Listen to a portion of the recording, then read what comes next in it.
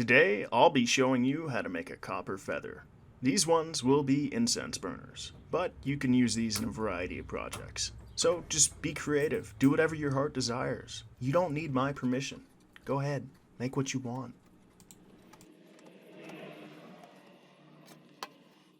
The first step in this project is drawing out your leaf onto some copper sheet and cutting it out. I usually use 22 gauge to 20 gauge copper. You can make it out of thinner copper if you wanted to, but I wouldn't recommend it for incense burners. People seem to like them more if they have a little heft to them. If you're making a feather for something else, by all means use thinner copper. It'll save you some money. Speaking of saving money, you don't have to buy this copper sheet. What you could do is find some scrap copper pipe, split it down the middle, flatten it out, and cut your feather out of that. Next, cut out a few little gaps on the feather. I don't really know what they're called, I just know it makes them look more, feathery. If you know what they're called, let me know in the comments.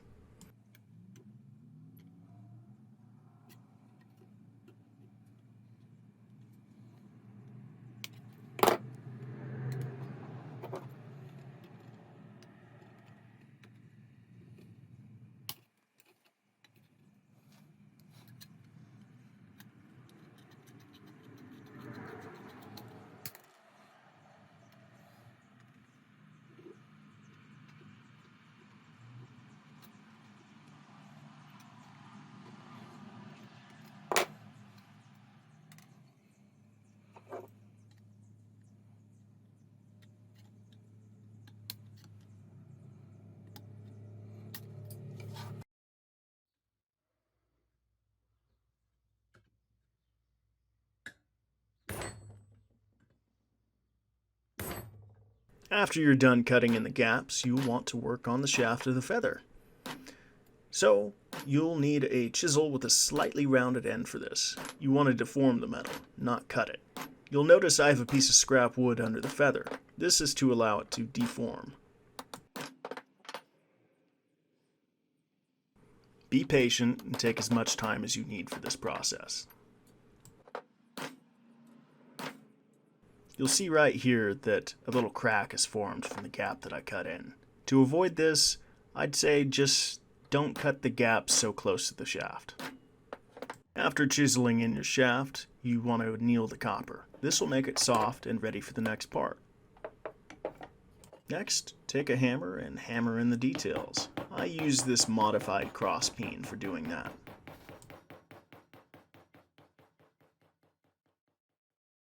Again, I'm hammering on top of a piece of scrap wood.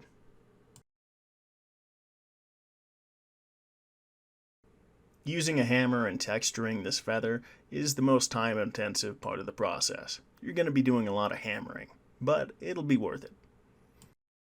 After you're done texturing, you'll notice that the copper is much stiffer. This is because it's work hardened, and you're going to want to anneal it again before the next process, or else you're going to crack it.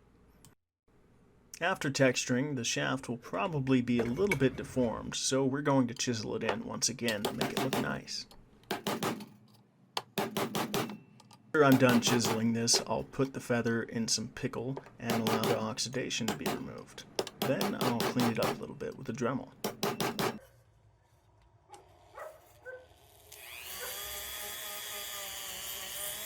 When you're using a wire brush, whether it be on a Dremel or anything, please, please, please wear some eye protection. One of those little wires can go flying off and embed itself into your eye.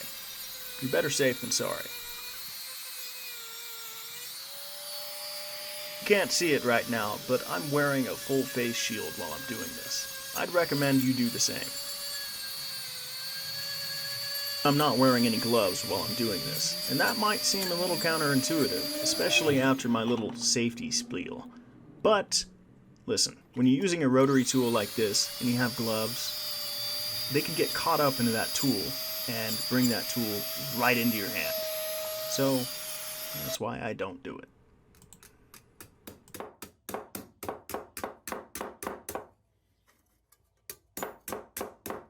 What I'm doing here is just making it so the incense burner will lay flat when you sit it down onto a table.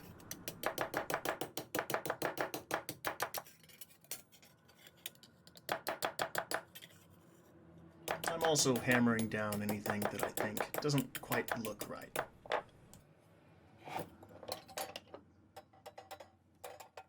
Completely forgot to record the part where I made the little incense holder part.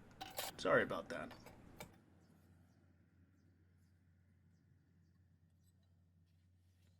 So what I'm doing here is using a torch to give the feather a little bit of heat color. I think it looks nicer. But some people prefer bare copper.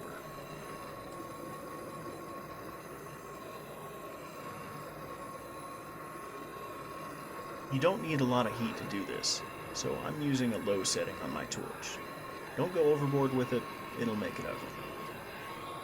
It's just my opinion though.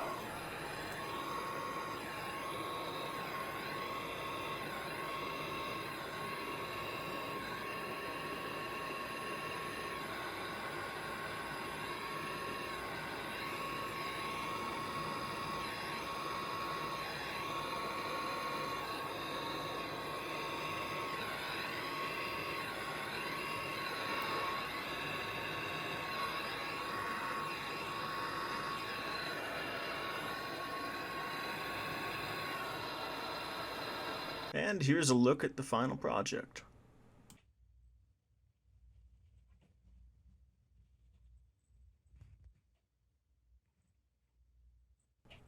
And now I'll be doing another one.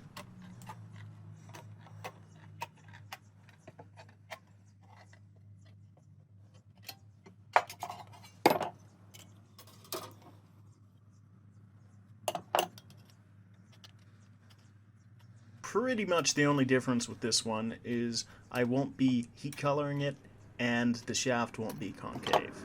So it's a slightly different version, and maybe you'd like it better.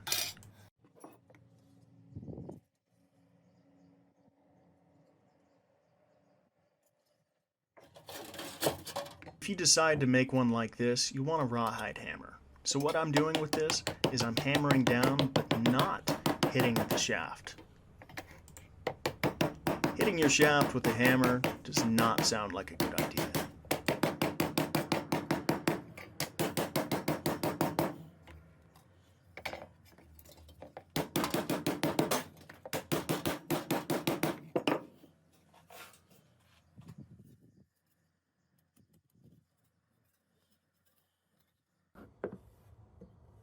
We'll pretty much be following the same steps, so just cut in those little gaps and then move on to texturing the feather.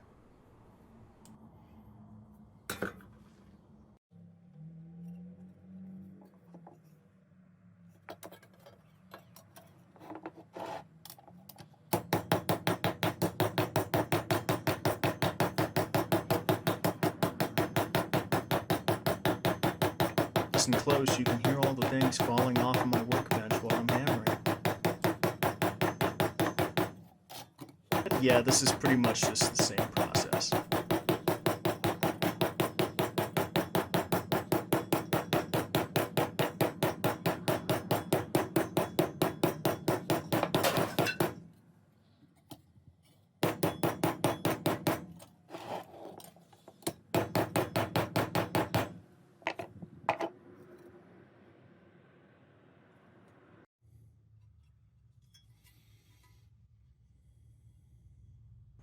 Once you're done with all that hammering, go ahead and anneal your copper. And look, I even recorded it this time. I think I'm getting better at this.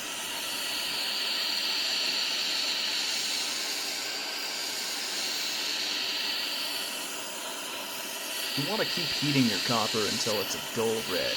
You'll see me turn off the lights in a second so you can see this better.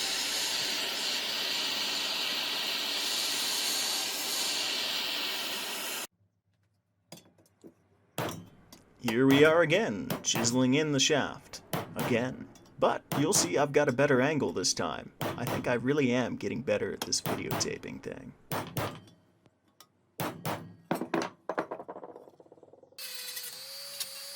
Again, here we are cleaning up with a Dremel. And again, please wear eye protection. It's worth it.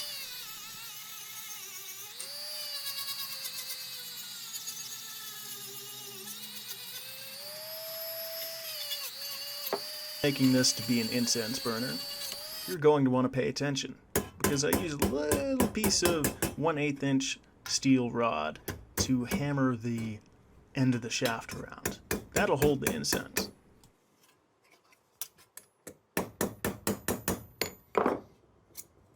I don't know why the video got so blurry here. You're just gonna have to bear with me.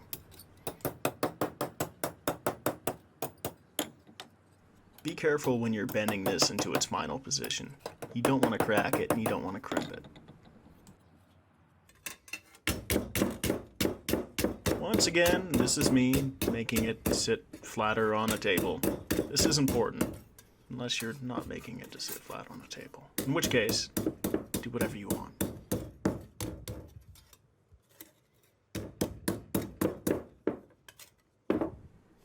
And here's a look at some of the feather incense burners that I've made. I tend to do a lot of experimenting with these incense burners. Everyone's different, everyone likes a different style. Like this one, for example. Instead of hammering on the back side of the incense burner, I did the texture on the front. This one, hammered on the back side. I kind of like it better, it's a little bit more subtle, but other people like it the other way.